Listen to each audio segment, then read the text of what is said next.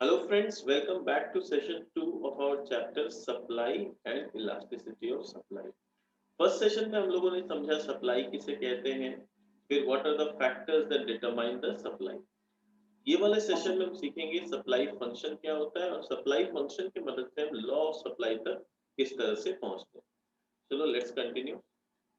Supply function, it follows from the above explanation that supply of a commodity depends upon a number of factors। तो हम लोग already जानते हैं कि कोई भी कमोडिटी का सप्लाई बहुत सारे फैक्टर्स पे डिपेंड करता है, but the important determinants of supply can be grouped together in a supply function as under। पर उनमें जो सबसे important determinants है उन सबको एक ग्रुप बनाया जाए तो इस तरह से सप्लाई फंक्शन बनता है। क्या होता है? Supply is a function of price of the commodity, price of the related commodity, फिर एफपी यानी फैक्टर्स ऑफ प्रोडक्शन, टी यानी टेक्नोलॉजी, जी यानी goal of the producer and E यानी एक्सपेक्टेड फ्यूचर प्राइस। तो इन सब मेन फैक्टर्स पे basically मेरा सप्लाई डिपेंड करता है। यानी एज अ प्रोड्यूसर या एज अ सेलर मैं कितना क्वांटिटी सप्लाई करने के लिए राजी हूँ, किस प्राइस पे, किस पॉइंट ऑफ टाइम पे, वो इन सारे फैक्टर्स पे डिपेंड करेगा। Thus, supply function expresses the functional relationship between the supply of a commodity and its various determinants। तो supply function क्या बताता है हम लोग को? Supply function बताता है कि supply of a commodity और its various determinants में किस तरह से correlation है। बोल रहा है if we want to express the relationship between the price of a commodity and its supply, if we want to express the relationship between the price of a commodity and its supply while assuming other determinants of a supply constant, then we use the following function। यानी बोल रहा है ऐसे तो बहुत सारे factors हैं जो सप्लाई को अफेक्ट करते हैं, पर अगर सारे फैक्टर्स को कांस्टेंट मान के हम सिर्फ एक फैक्टर पे अपना ध्यान केंद्रित करें, that is price of a commodity, तो मेरा सप्लाई फंक्शन इस तरह से दिखेगा। According to this function, the quantity supplied of a commodity varies directly with its price। यानी ये फंक्शन क्या बोल रहा है कि कितना क्वांटिटी सप्लाई होगा वो डायरेक्टली किससे वेरी करता है? It directly varies with its price. Other determinants of supply remaining unchanged, और बाकी जो अदर डिटर्मिनेंट्स ऑफ सप्लाई है वो अनचेंज्ड रहेगा।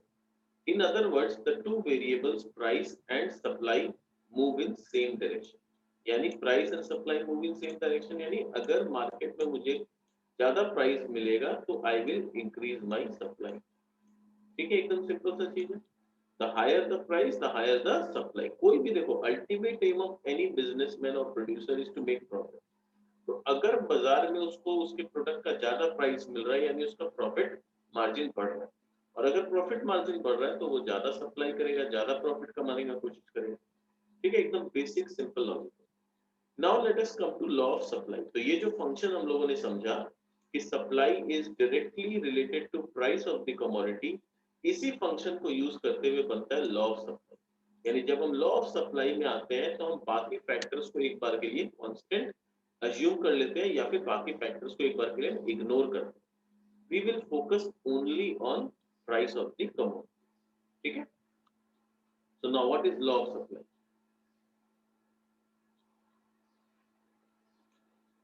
Law of supply states the relationship between the price of a commodity and its supply। तो law of supply क्या बताता है? ये स्टेट करता है relationship between price of a commodity and its supply।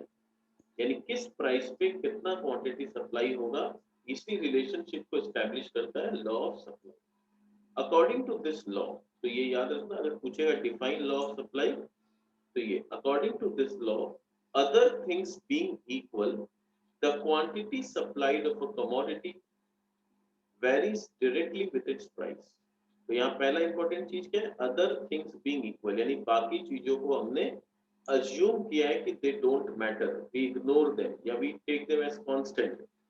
The quantity supplied of a commodity varies directly, ये important है, varies directly यानी अगर प्राइस बढ़ेगा तो सप्लाई भी बढ़ेगा with the price।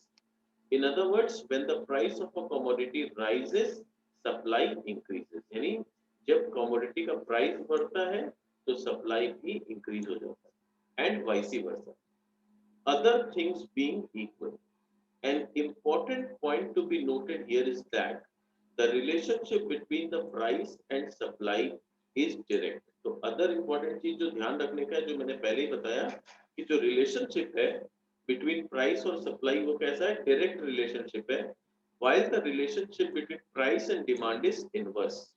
तो डिमांड का प्राइस से उल्टा रिलेशन है, प्राइस बढ़ेगा तो डिमांड घटेगा, पर सप्लाई का डायरेक्ट रिलेशनशिप है, प्राइस बढ़ेगा तो सप्लाई भी बढ़ेगा.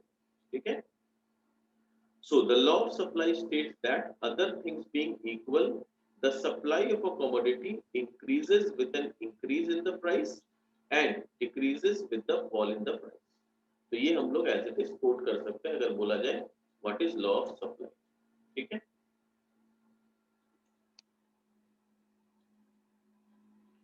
Next, a rise in price induces producers to supply more. यानी ये लॉ ऑफ सप्लाई बोलना क्या चाह रहा है, इसको थोड़ा सा एग्जांपल के साथ डिटेल में समझाया जा रहा है. बोल रहा है the rise in price induces producers to supply more quantity of a commodity and a fall in price makes them reduce the supply. Since higher is the price of the commodity, the larger is the profit that can be earned. जो मैंने अभी थोड़ी देर पहले बताया था, जैसे ही price बढ़ता है, देखो मेरा अगर मेरे पास स्टॉक में सामान है और वो मेरा 10 रुपया पर पीस का खरीदा हुआ है एंड पहले मैं उससे 13 रुपीज पर यूनिट करके बेच रहा, ठीक है. अब अगर बाजार में अचानक से उसका दाम 16 पर यूनिट हो गया तो ऑटोमेटिकली मेरा तो खरीदा वो 10 रुपया का ही है, तो पहले मेरा 3 रुपया का मार्जिन था यानी प्रॉफिट था, अब मेरा ये 6 रुपीज का पर यूनिट प्रॉफिट आ रहा है. तो मैं तो इस अपॉर्चुनिटी को इनकैश करने का कोशिश करूंगा, मैं चाहूंगा अभी जितना ज्यादा बेच सकता हूँ बेच लो, क्योंकि एक पीस पे 6 रुपया करके मिल रहा है. तो I will definitely increase my supply if the price increases. तो वही बोल रहा है, more profit can be earn and thus greater is the incentive to produce more of the commodity and offer it in the market. Likewise, at the lower price, the profit margin declines. वैसे ही जब price कम होता है तो profit margin कम हो जाता है. Hence, producers reduces the sale or simple. अब आता है रिजर्व प्राइस क्या होता है, इसको समझते हैं. What is reserve price? It may, however, be noted here that the price cannot fall below a certain level. तो बोल रहा है एक certain level के नीचे प्राइस कभी नहीं गिर सकता. If the price falls too much, the seller may refuse to sell. है ना, अगर प्राइस बहुत ज्यादा गिर जाए तो सेलर बोलेगा बेचना ही नहीं है. अभी जैसे मेरे एग्जांपल में मैंने 10 रुपया करके खरीदा, अगर सेलिंग प्राइस या करंट मार्केट प्राइस 9 रुपीज हो जाए तो मैं बोलूंगा मेरे को बेचना ही नहीं, मैं 10 में खरीदा हूँ, मेरे को 9 में क्यों बेचना है, मैं नहीं बेचूंगा. ठीक है, मैं दुकान बंद करके घर में सो जाऊंगा. ठीक है. तो एक सर्टेन लिमिट तक प्राइस फॉल होगा तो maybe I will sell, उसके नीचे मैं बेचता ही नहीं. The price below which the producers and sellers are not willing to sell. ऐसा प्राइस जिसके नीचे प्रोड्यूसर और सेलर बोले मेरे को बेचना ही नहीं है अपना सामान, is called the reserve price. तो ये बहुत बार एग्जाम में पूछ लेता है what is the reserve price. Reserve price क्या हो गया? It is the minimum price या the price below which the seller refuses to sell their products. ठीक है, they are not willing to sell their goods. So there are several factors upon which the reserve price would depend. अब question आता है ये reserve price कौन set करता है, on किन फैक्टर्स पे डिपेंड होता है. तो क्या है? The reserve price will depend upon durability of a commodity. The greater the durability, the higher is the reserve price. देखो एकदम सिंपल सा बात. अगर सामान मेरा ऐसा है कमोडिटी जिसको मैं बोल सकता हूँ कि ठीक है मेरे को बेचना ही नहीं, जब पड़ा रहेगा मेरे गोडाउन में महीना 2 महीना 4 महीना पड़ा रहेगा, ठीक है, यानी उसका ड्यूरेबिलिटी है, तो फिर क्या होगा, मेरा रिजर्व प्राइस हाई होगा. ठीक है, क्यों? क्योंकि मैं उसको स्टोर करके रख सकता हूँ. पर मान लो मिठाई का सामान, उसको 1 या 2 दिन से ज्यादा तो हम स्टोर करके नहीं रख सकते. खाने का सामान हो गया, सब्जी हो गया, दूध हो गया, मिठाई हो गया, तो उसमें क्या होता है, रिजर्व प्राइस बहुत कम हो जाता है. इसलिए क्या होता है, देखो अगर सुबह जब कोई सब्जी वाला बैठता है, अगर वो 20 रुपया किलो कोई सब्जी बेच रहा है, शाम में आते आते क्या होगा ना, तुम उससे बार्गेनिंग करोगे तो शायद 15 रुपया या 13 रुपया किलो भी वो सामान दे दे. क्यों? क्योंकि उसको पता है शाम हो रहा है, अब घर जाने का टाइम हो गया, कल तक ये खराब हो जाएगा, तो भैया जो दाम मिल रहा है उसी दाम में बेच दो, है ना, नहीं तो कल तक खराब हो जाएगा तो पूरा जीरो हो जाएगा. क्योंकि उस सब्जी का ड्यूरेबिलिटी नहीं, उस मिठाई का ड्यूरेबिलिटी नहीं है। तो जिसका ड्यूरेबिलिटी है उसमें सेलर क्या बोलेगा, मेरे को तो इतना नहीं मिलेगा तो मैं बेचूंगा नहीं, पड़ा है मेरे गोडाउन। और जिस सामान को गोडाउन में पड़ा के नहीं रख सकते, स्टोर करके नहीं रख सकते, वहां पर रिजर्व प्राइस क्या होगा, कम हो जाएगा। It is because of the fact that durable goods can be stored in the event of their current low price. तो अगर करंटली प्राइस लो है तो हम उसको स्टोर करके रख सकते हैं। In case of goods which are not perishable, एक है ड्यूरेबल के केस में रिजर्व प्राइस हाई होगा, और एक जो पेरिशेबल नहीं है यानी खराब नहीं होगा, the reserve price will depend upon the sellers estimate of the future price. यानी सेलर क्या एस्टिमेट कर रहा है, फ्यूचर में दाम बढ़ेगा या घटेगा। अगर सेलर ये एस्टिमेट कर रहा है कि फ्यूचर में दाम और बढ़ेगा, तो वो अपना आज ही रिजर्व प्राइस हाई कर लेगा और बोलेगा इतना से नीचे भी मेरे को नहीं बेचना है। पर अगर उसको लग रहा है फ्यूचर में दाम और गिरेगा, तो वो फिर क्या होगा, रिजर्व प्राइस अपना लो करके रखेगा। For example, if the seller expects a rise in price in future, he will not sell his product at the low price now. Contrary to it, if he expects a fall in price in the future, he would be selling his product or willing to sell his product at low price. अगर उसको लगता है future में दाम और गिरेगा, तो वो आज लो प्राइस में भी अपना सामान बेचने के लिए तैयार। Next see, it will also depend upon future cost. और किस पे डिपेंड करेगा, फ्यूचर कॉस्ट पे भी डिपेंड करेगा। If the cost of production are expected to fall in future, the reserve price will be lower and vice versa. देखो, अगर उस सेलर को लग रहा है कि फ्यूचर में कॉस्ट ऑफ प्रोडक्शन मेरा कम हो जाएगा, तो कोई बात नहीं, ठीक है आज थोड़ा कम दाम में भी बेच लेता हूँ। पर उसको लगता है कि आज मैं 10 रुपया में खरीद रहा हूँ और उसको 13 रुपए में किसी सामान को बेच रहा हूँ, ठीक है, कल ये जब सामान मेरे स्टॉक से खत्म हो जाएगा, तो इसी सामान को मेरे को 13 रुपए में खरीदना पड़ेगा, यानी मेरा कॉस्ट ऑफ प्रोडक्शन 13 हो जाएगा 10 से बढ़ के। तो बोलेगा जब मेरे को ये बेचना है, अभी मैं 13 में बेचूंगा और फिर बाद में इसी सामान को 13 में बनाऊंगा, तो फायदा क्या है, इससे अच्छा let me wait, let this price rise to 16 and then I will sell. तो वो अभी नहीं बेचेगा, वो बोलेगा 16 रुपया होने तो तब बेचेगा। क्यों, क्योंकि अगर मैं अभी बेच देता हूँ इसको, तो मेरे को दोबारा कॉस्ट ऑफ प्रोडक्शन का दाम बढ़ जाएगा, तो मेरे को 13 में बनाना है, तो 13 में बेच के 13 में ही बनाना है, तो फायदा क्या हुआ, इससे अच्छा I will wait, I will not sell, let it go to 16। ठीक है, समझ में आया। तो इस तरह से बिजनेसमैन लोग सोचते हैं, और ये सब ड्यूरेबल गुड्स का बात हो रहा है या नॉन पेरिशेबल गुड्स का बात हो रहा है। Next, the reserve price also depends upon the stock charges which have to be incurred for carrying the stocks. ठीक है, the period for which the stocks have to be held is therefore important.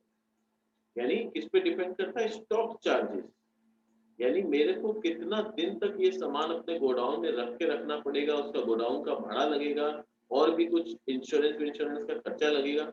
तो वो सब चीज को ध्यान में रख के वो डिसाइड करेगा कि उसको मिनिमम कितना प्राइस मिलेगा, तब वो बेचेगा। The longer the period, the lower will be the reserve price and vice versa. तो अगर उसको बहुत दिन तक स्टोर करके रखना पड़ेगा ना, तब वो बोलेगा इतना दिन तक कौन स्टोर करके रखे, इससे अच्छा थोड़ा कम दाम में बेच के खत्म करो। क्यों, क्योंकि बहुत दिन तक अगर स्टोर करके रखना होगा तो फिर गोडाउन खर्चा ही बहुत लग जाएगा, इंश्योरेंस का खर्चा लग जाएगा। मान लो कि रिस्क बढ़ जाता है ना, जितना दिन तक गोडाउन में पड़ा है, बिक नहीं रहा है, तो रिस्क भी तो बढ़ रहा है। कल को तूफान आ गया, आंधी आ गया, फ्लड आ गया, कुछ आ गया, तो ये सब चीज को ध्यान में रखते हुए वो डिसीजन ले। तो अगर पीरियड इज वेरी लॉन्ग, तो डिसाइड करेगा यार थोड़ा 2 रुपए कम में भी बिकता है तो बेच के खत्म कर। और अगर उसको लगता है नहीं, 2 4 5 महीना में मेरे को डबल प्राइस या थोड़ा और ज्यादा बड़ा प्राइस मिल जाएगा, तो 2 4 महीना वो स्टोर करके रख लेगा, उसको कोई दिक्कत नहीं। ठीक है,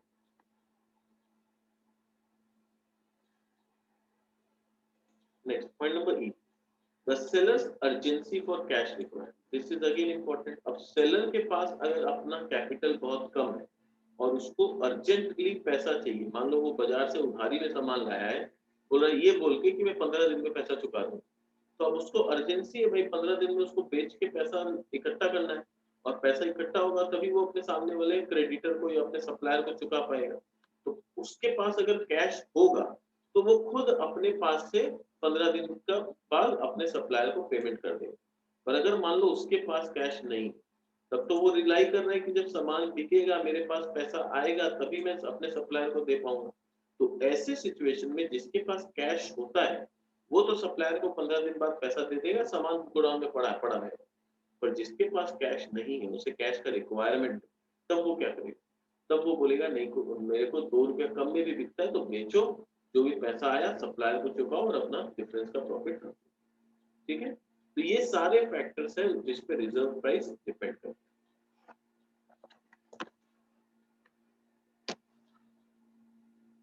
अब हम लोग आ जाते हैं एक्सप्लेनेशन ऑफ लॉ। तो लॉ में हम लोगों ने क्या पढ़ा, लॉ ऑफ सप्लाई के बारे में, कि जितना प्राइस बढ़ेगा सप्लाई बढ़ेगा, जितना प्राइस घटेगा सप्लाई घटेगा। अब इसको एक्सप्लेन करो।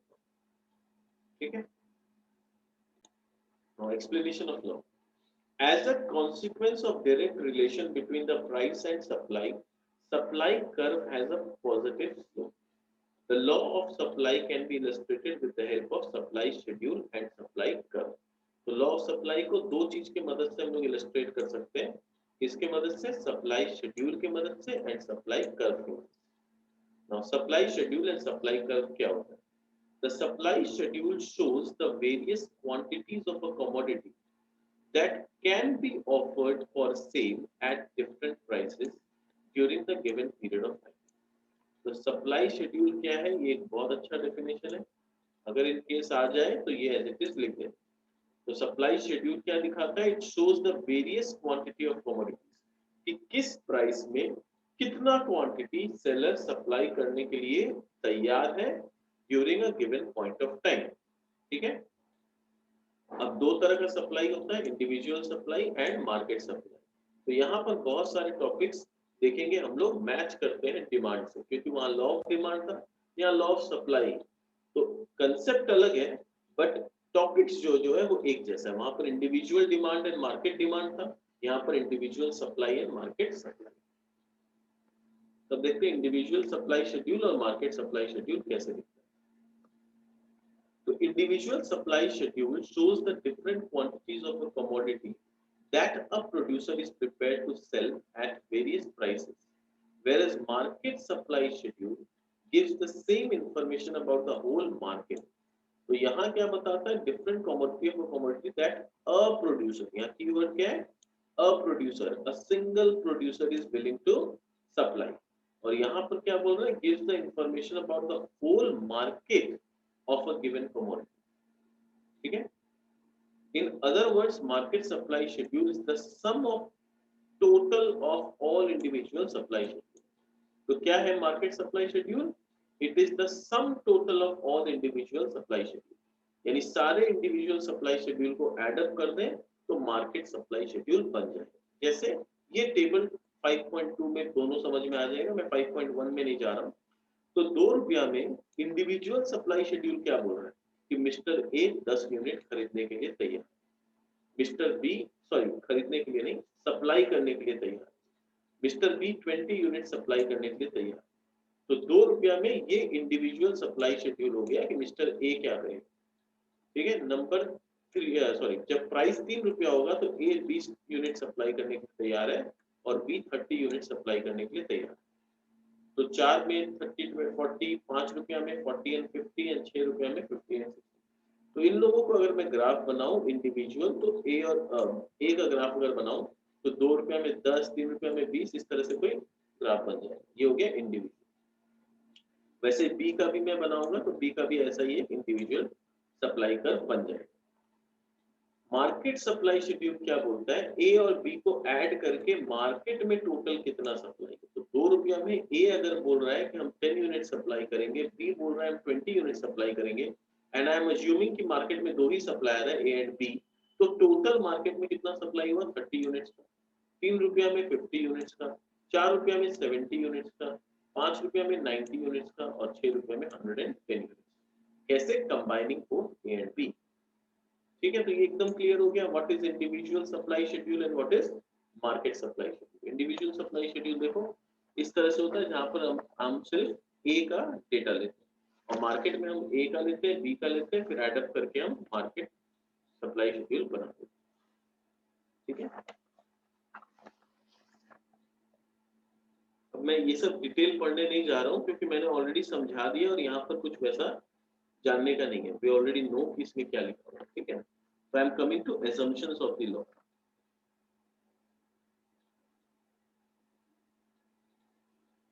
अब यहाँ पर कर्व दिखाया हुआ है मिस्टर ए का, जैसे हमने बनाया कि मिस्टर ए का एक सप्लाई कर्व है, मिस्टर बी का एक सप्लाई कर्व है, दोनों को ऐड करके जो हम लोग का मार्केट सप्लाई कर्व बनता है, ये ए का, ये बी का और ये मार्केट, दोनों को एड अप कर, ठीक है। ये 2 यूनिट, 2 रुपया पे इसका 10 यूनिट, इसका 20 यूनिट और इन दोनों का मिला के 30 यूनिट, इस तरह से, ठीक है। 3 रुपया पे इसका 20 यूनिट, 3 रुपया पे इसका 30 यूनिट, दोनों का मिला के 50 यूनिट। तो इस तरह से मार्केट सप्लाई बनता है। तो एग्जाम में हम लोग को बोला जाए तो इस तरह से ही बना। Now assumptions of law, the phrase other things being equal, law of supply का जो assumption बोलता है other things being equal as used in the law of supply indicates towards its assumption. The main assumption of law of supply are as follows. क्या क्या? There is no change in the price of related goods, no change in state of technology, no change in goal of the firm. ठीक है, तो हम लोग ये बाकी factor जिसको हम कांस्टेंट मानते हैं उसमें क्या क्या मान रहे हैं कि रिलेटेड गुड्स के प्राइस में कोई चेंज नहीं हुआ है, स्टेट ऑफ टेक्नोलॉजी वैसे का वैसे ही है, फर्म का जो पहले गोल था आज भी वही गोल है। Next, there is no change in price of factors of production, ठीक है, फैक्टर्स ऑफ प्रोडक्शन के प्राइस में कोई फर्क नहीं पड़ा है। Producers do not expect any change in price of the commodity in future, और ना ही प्रोड्यूसर फ्यूचर में कोई चेंज एक्सपेक्ट कर रहे हैं प्राइस। ये सारे फैक्टर्स को जब हम मान के चलते हैं, अज्यूम करके चलते हैं, तब हम सिर्फ एक फैक्टर पे रिलाई करते हैं, that is price of the commodity, और उसी फैक्टर के बेसिस पे हम लॉ ऑफ सप्लाई बनाते हैं। Now coming two reasons for the operations of law, क्यों ये लॉ ऑफ सप्लाई सक्सेसफुल है और क्यों ये इस तरह से ऑपरेट करता है, why does supply curve slope upward, ये दो तरह से क्वेश्चन आ सकता है। अपवर्ड मतलब क्यों ऐसा होता है कि प्राइस बढ़ता है तो सप्लाई भी बढ़ता है, ऐसा क्यों, ठीक है।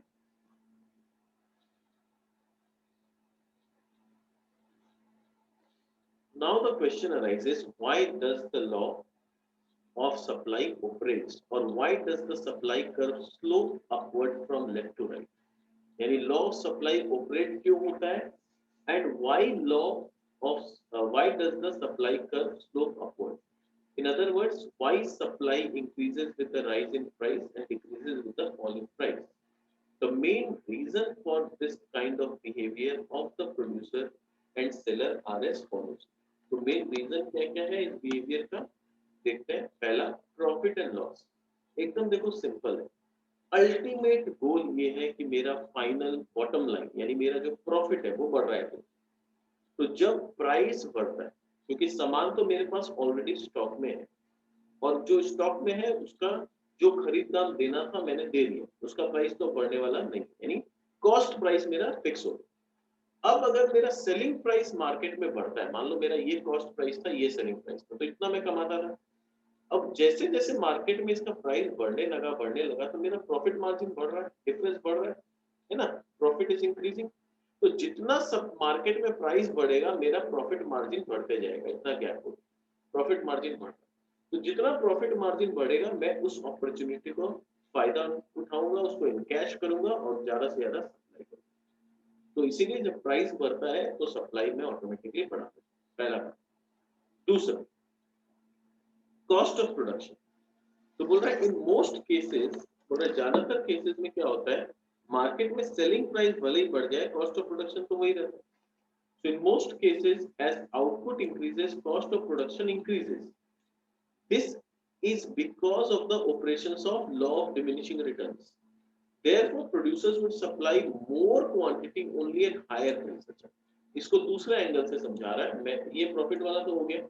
अब सेकंड पॉइंट में कॉस्ट ऑफ प्रोडक्शन के बारे में बोल रहा है कि जैसे जैसे मैं अपना आउटपुट बढ़ाऊं, अगर मुझे सप्लाई बढ़ाना है तो जैसे जैसे मेरा प्रोडक्शन लेवल में बढ़ाऊंगा ना, मेरा कॉस्ट ऑफ प्रोडक्शन थोड़ा सा बढ़ेगा because of law of diminishing returns. ये लॉ ऑफ डिमिनिशिंग रिटर्न्स हम लोग बाद वाले प्रोडक्शन चैप्टर में पढ़ेंगे। मैं जिस्ट में थोड़ा सा आइडिया देता हूँ। बोल रहा हूँ कि मैं अभी मान लो 100 यूनिट बना रहा हूँ और 10 रुपीज पर यूनिट करके मेरा कॉस्ट ऑफ प्रोडक्शन पड़ रहा है और ये मेरा एकदम परफेक्ट बैलेंस पे है मेरा। अब जैसे ही अगर मेरे पास डिमांड बढ़ रहा है और मैं सप्लाई को 100 यूनिट से मान लो 150 यूनिट बनाना चाहता हूँ, तो 50 यूनिट के लिए मेरे को तो एक नया फैक्ट्री लगाना पड़ेगा, मेरे को तो नया प्लांट खरीदना होगा, नए लेबर्स अपॉइंट करने होंगे, नया सेटअप करना पड़ेगा। तो अब वो 50 यूनिट के लिए सेटअप करने का खर्चा उतना ही लगेगा जितना 100 यूनिट में लगा। तो ऑटोमेटिकली मेरा per unit cost of production बढ़ जा रहा है। क्योंकि सप्लाई बढ़ाना है, मेरा खर्चा और ज्यादा बढ़ जाएगा, और वो बढ़ा हुआ खर्चा पे मैं तभी सप्लाई करने के लिए तैयार हूँ जब मेरे को प्राइस भी ज्यादा मिले। खर्चा मेरा बढ़ गया, प्राइस वही मिल रहा है, तो मेरे को क्या फायदा? मेरे को खर्चा बढ़ाना ही नहीं है, मैं जहां हूँ खुश हूँ। पर अगर मुझे बोला जा रहा नहीं, आप सप्लाई बढ़ाओ, नया फैक्ट्री लगाओ, नया सेटअप करो, इतना खर्चा करो, तो भाई मेरे को प्राइस भी तो थोड़ा बेसी दो, तब तो मैं नया सेटअप करूँ, नया नया प्लांट लगाऊं, नए लेबर्स अपॉइंट करूं, सब कुछ करूं। तो दे आर वेटिंग कि प्राइस बढ़ेगा तब ये सारा खर्चा करेंगे, नहीं तो कोई मतलब नहीं। ठीक है, तो वही बोल रहा है, this is because of the operations of law of diminishing returns. Therefore producers would supply more quantity only at a higher price. इसलिए प्राइस बढ़ेगा तो ही हम सप्लाई करेंगे, वरना रहने जरूरत नहीं। अब आता है एक्सेप्शंस ऑफ लॉ। क्या कभी ऐसा होता है कि प्राइस बिना बढ़े सप्लाई बढ़ जाए, या प्राइस के घटने से सप्लाई बढ़ जाए, या प्राइस तो बढ़ गया पर सप्लाई नहीं बढ़ा? तो ये सब जो सिचुएशन है exceptions. The following are the circumstances under which the law of supply does not apply. तो यहाँ फ्यूचर एक्सपेक्टेशन, यानी प्राइस 5 रुपया से बढ़ के 6 रुपया हो, पर अगर मेरा एक्सपेक्टेशन है कि ये अभी बढ़ के 10 रुपया जाएगा, तो 5 से 6 होने पर भी ना सप्लाई नहीं बढ़ेगा, supply will not increase, because I am expecting कि ये अभी 10 रुपया तक जाएगा। तो नॉर्मल लॉ ऑफ सप्लाई क्या बोल रहा है? प्राइस बढ़ने से सप्लाई बढ़ना चाहिए। तो प्राइस तो 5 का 6 हुआ, पर क्या सप्लाई बढ़ा? नहीं बढ़ा। क्यों नहीं बढ़ा? बिकॉज दे आर एक्सपेक्टिंग कि अभी और बढ़ेगा। ठीक है, next, in case of agricultural goods, the supply of agricultural goods depend more on the natural factors like drought, flood, calamities etcetera, and less on the price. तो agricultural सामान का जो सप्लाई है ना, आज अगर किसान को बोले भैया आपको गेहूं का हम 2 रुपया बढ़ा के देंगे, तो किसान तो अपना कोशिश करके उगाने का कोशिश करेगा, बट कितना गेहूं उगेगा, अच्छा उगेगा कि नहीं उगेगा, क्वालिटी कैसा होगा, ये बहुत ज्यादा किसानों के हाथ में नहीं होता, ये नेचुरल फैक्टर्स के हाथ में होता है। तो इसीलिए क्या है, एग्रीकल्चरल के केस में क्या होता है, भले ही प्राइस बढ़ा भी देना तो भी सप्लाई बढ़ेगा, इसका कोई गारंटी नहीं। पेरिशेबल गुड्स में क्या है, जैसे मिल्क हो गया, वेजिटेबल्स हो गया, फिश हो गया, एग हो गया, ये सब क्या है, आज मैं बाजार में जितना सप्लाई लेके बैठा हूं उतना ही, ये सब को तो मैं गोडाउन में तो रख नहीं सकता। जितना मेरे पास स्टॉक है पूरा यहाँ पर सप्लाई के लिए रेडी है। तो अब अगर मेरे को कोई 2 पैसा बेसी भी देगा ना, तो मैं अपना सप्लाई आज के आज तो बढ़ा नहीं पाऊंगा। I can not increase my supply of milk और vegetable, these are perishable goods. Goods of auction, auction में अगर कोई सामान बिक रहा है तो वो एक या दो ही पीस है ना, तो वहां पर तो बोली लगता है, कोई कितना भी बोली लगा दे, कोई कितना भी ऊपर का प्राइस दे दे, होगा क्या उससे कुछ नहीं होना, सप्लाई वो एक या दो ही पीस रहेगा। है ना, हम लोग देखते हैं आईपीएल का ऑक्शन होता है, तो प्लेयर तो एक ही है, आप बोली कितना ही लगा लो, है ना, एमएस धोनी एक ही है, आप उसे 2 करोड़ में लो या 200 करोड़ में लो, मिलेगा तो एक ही धोनी, दो तो नहीं मिलेगा, है ना।